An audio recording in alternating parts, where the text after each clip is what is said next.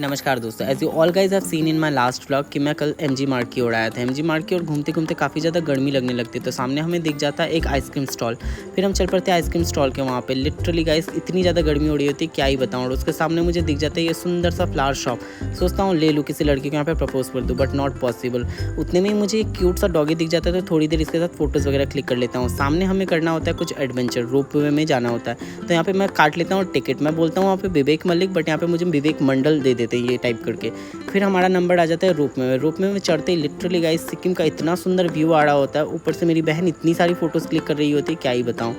ऊपर से एक घर तो ऐसा दिख जाता है जहाँ पे स्विमिंग पूल वगैरह सब अटैच होता है। जैसे हम नीचे आते हैं फिर से हमें रोपवे में जाने का मन होता है, बट हमें आगे की ओर भी जाना तो दूसरी प्लेसेस में। उतने में ही हमारा कैब हमें दोबारा से पिकअप कर लेता है। पिकअप करके हम निकल पड़ते हैं सफ़र में आगे दूसरे डेस्टिनेशन की ओर। रास्ते में एक सुंदर सा पहाड़ों के बीच हमें दिख जाता है गुरुद्वारा। फिर हम पहुँच जाते हैं बनझाकड़ी वाटरफॉल्स के यहाँ पे।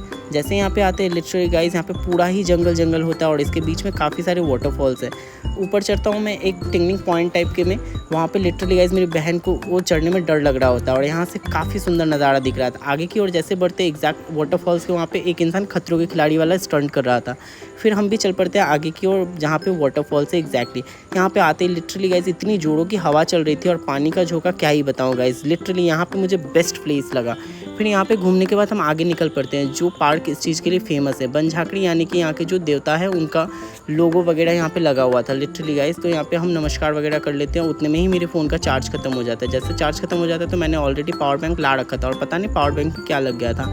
काफ़ी लगने लगता है मुझे भूख, तो मुझे चाय भी पीना होता है। शाम होते ही चाय पी लेता हूँ और निकल पड़ता हूँ जहाँ पे हम लोग रुके थे।